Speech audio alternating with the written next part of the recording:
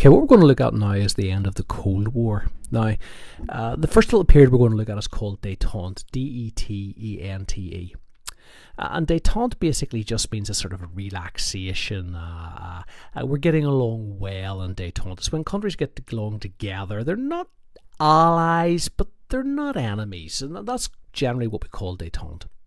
And détente refers to sort of relaxed relationships between America and Russia and China. So why did relationships improve during this period? So after the Vietnam War, this is when we get this period of détente, and you have to ask why. Well, first of all, in America, there was a real reaction against the Vietnam War. I mean, war just wasn't very fashionable anymore. And so the American public weren't for spending huge amounts of money on nuclear weapons, for spending huge amounts of money on tanks and new fighter bombers. So to that extent, I mean, it suited America to try and come to a more relaxed relationship. It also suited China and Russia because President Nixon, Tricky Dick as he's sometimes called, he and his Secretary of State, his advisor Kissinger, realised something that really had been true for quite a long time, but nobody in the West had really had the chance to test yet. The assumption had been all communists stick together. If you're a communist in Vietnam, then you're an ally of communist Russia, and you're an ally of communist China. Next thing, Kissinger thought, hang on a second, maybe that's not the case. Maybe, yeah, China's a communist country and Russia's a communist country, but if you're a Russian communist, maybe you put Russia first. Maybe you're more interested in the good of Russia than you are in the good of communism. And when they looked at how China and Russia got on, yes, they both sent help to the North Vietnamese communists, but they were competing against each other. They were trying to, each was trying to be the best communist country in the world.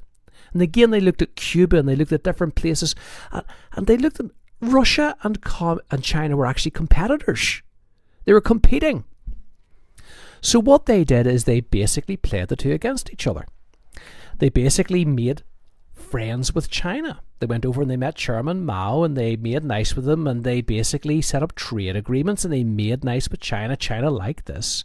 China wanted to sell lots of goods to America.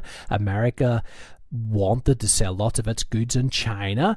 So all of a sudden the two countries started to get on very well, which panicked Russia, because China and Russia had actually gone to war, believe it or not. There had actually been border conflicts over areas which they claimed of each other.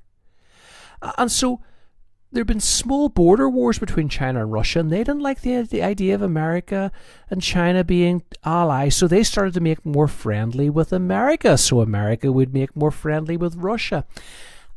And all of a sudden, America realised, well, look, we can put pressure on Russia without building more nuclear weapons. We just have to be much more friendly with China. And so there's this sort of balance of power. They call this the period of balancing power. Communist China, which actually backed the Vietnamese, would eventually go to war with Vietnam. So, I mean, Kissinger and Nixon were right. They were right. Countries put their own national interest ahead of something like communism.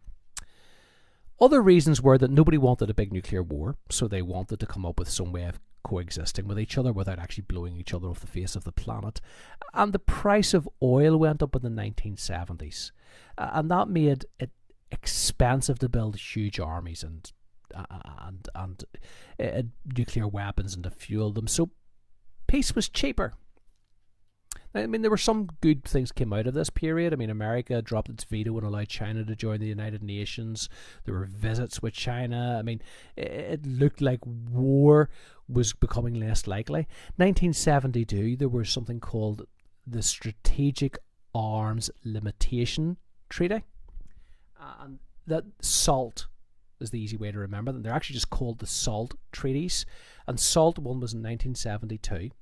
And that limited an increase in the amount of nuclear weapons, and saying there'd be a 5-year delay in the building of more weapons, and then they would bid again after 5 years. So there was a delay in the number of weapons. There were non-proliferation treaties, which basically said that we're not going to allow nuclear weapons or more long-range nuclear weapons to be built.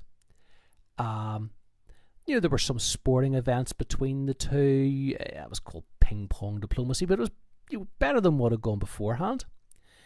And then in 1975, the USA, the USSR, and the major European powers accepted that Germany was going to be divided. So we're not going to go to war over Berlin anymore. There's going to be no more Berlin crises like the Berlin airlift or the Berlin Wall. We're not going to do that anymore.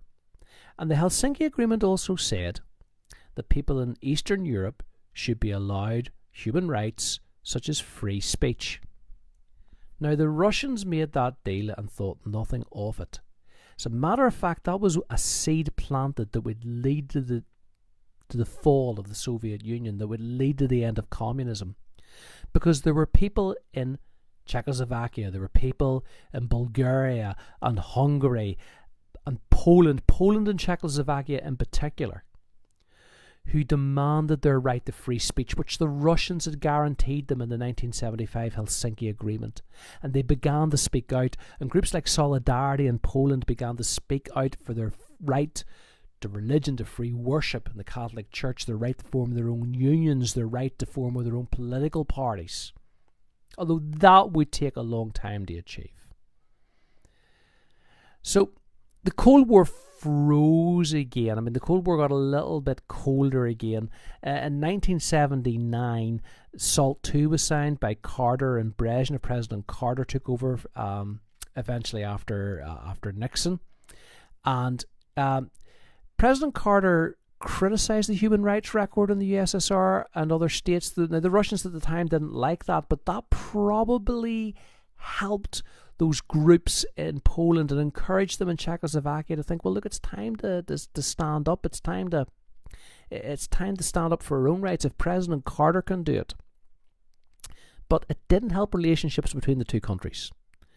If you've got the President of America criticising your country, it's going to put you into a bit of a bad mood.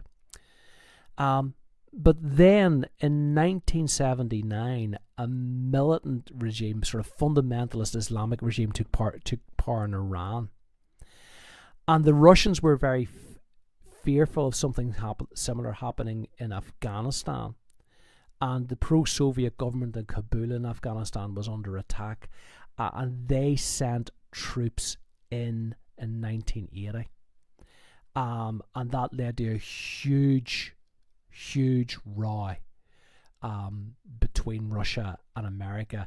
America refused to attend the Olympic Games in Moscow.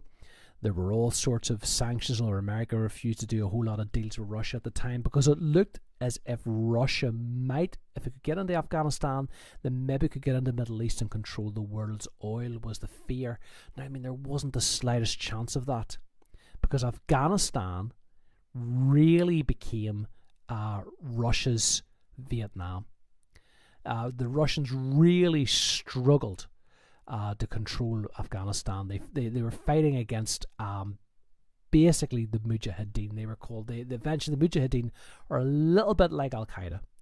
Al Qaeda came out of the Mujahideen, and the Mujahideen fought against the Russians and using guerrilla tactics. I mean, they really struggled against them for nearly 10 years. A lot of people throughout the world were really shocked that the Russians would invade another country and quite this way. And a lot of people around the world were really worried that they were trying to seize control of the oil. So it didn't do Russia a lot of help worldwide. When the Russians invaded too, they did things like, in Kabul, they shot President Amin and they put in their own hardliner. But they really struggled against the Mujahideen resistance. And it wouldn't be until 1989 that they were able to pull out of that country. That was just a disaster for the Russian military. So Afghanistan was one reason why the Cold War looked a wee bit hot again. Eventually this war would cost the Russians somewhere just over $1 billion. 1.5 million civilians would die, 15,000 Russian soldiers. Well, then Ronald Reagan became president of America. He tended to see the Cold War in terms of good versus evil. He looked at what the Russians had done in Afghanistan, and he felt, no, the Russians are aggressive and they only respect strength. And so this period of, it was almost sometimes called the Second Cold War, but he was really determined to stop what he called the evil empire. He referred to the Soviet Union as the evil empire. He would send his American soldiers into Grenada in 1983 to get rid of a communist dictator. Brezhnev, again, is still in charge of America, or still in charge of Russia, sorry, and he looks at America and he's worried. He's really worried by America because he looks at Ronald Reagan and he begins to think, is this guy some sort of nutcase? Does he want to start another world war? Reagan's completely oblivious to this. He isn't aware of this, but the Russians were scared of him. The Russians did not want World War III. He wasn't prepared to compromise. And there was a sort of an arms race that sort of breaks out round about this stage, which we'll talk about a little bit in the next MP3.